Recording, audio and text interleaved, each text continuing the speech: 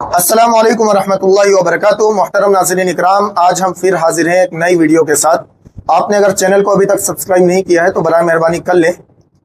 आज हम एक ऐसे दिल दहला देने वाले वाक़ये पर बात करने जा रहे हैं जिसने सिर्फ एक ख़ानदान को नहीं उजाड़ा बल्कि हमारे माशरे के लिए भी कई अहम सवालात छोड़ दिए हैं।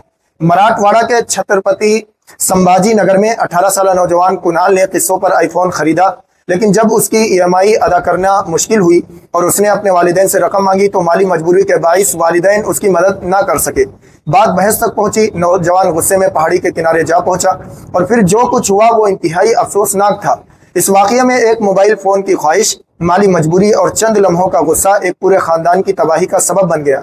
लेकिन इस वाक़ये का असल सबक सिर्फ ये नहीं कि गुस्से में इंसान को खतरनाक कदम नहीं उठाना चाहिए, बल्कि हमें यह भी सोचना होगा कि क्या हम अपनी ख्वाहिशात और ज़रूरियात में फ़र्क समझते हैं, क्या हम अपनी माली इस्तिताअत को सामने रखकर खर्च करते हैं और क्या हम दूसरों को देखकर अपनी ज़रूरियात और ख्वाहिशात का मेयार तय कर रहे हैं। आज की इस वीडियो में हम पहले इस अफसोसनाक वाक़ये को मुख्तसर तौर पर समझेंगे, फिर इससे मिलने वाले अहम अक़ली, मुआशरती और शरई असबाब पर गुफ्तगू करेंगे। आज का यह वाक़या सिर्फ एक ख़ानदान की दर्दनाक कहानी नहीं बल्कि हमारे लिए एक बहुत बड़ा सबक है। एक मोबाइल फ़ोन की ख्वाहिश, माली मजबूरी, घर में होने वाली बहस और चंद लम्हों के जज्बात ने देखते ही देखते पूरे ख़ानदान को उजाड़ दिया।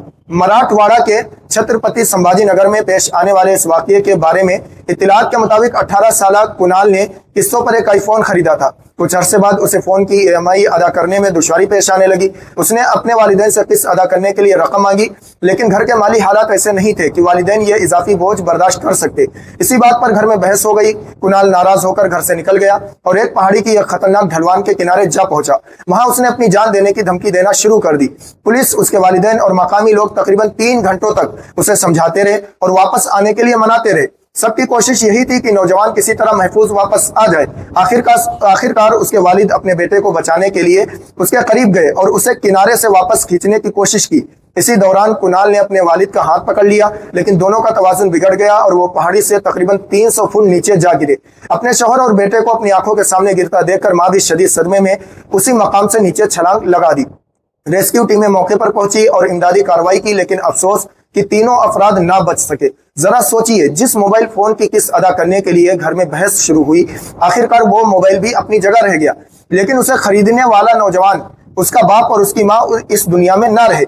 यहाँ रुककर हमें खुद से एक सवाल करना चाहिए, क्या कोई मोबाइल फोन, कोई लिबास, कोई गाड़ी, कोई ब्रांड या दुनिया की कोई भी चीज इंसान की जिंदगी से ज्यादा कीमती हो सकती है? यकीनन नहीं। लेकिन इस वाक़ये का सबक सिर्फ गुस्से तक महदूद नहीं, इसके अंदर हमारे मौजूद मुआशरे के लिए कई अहम पैगामात पोशीदा हैं। खास तौर पर ख्वाहिश और जरूरत में फर्क और अपनी माली इस्तिताअत को सामने रखकर जिंदगी गुजारना। ख्वाहिश और जरूरत में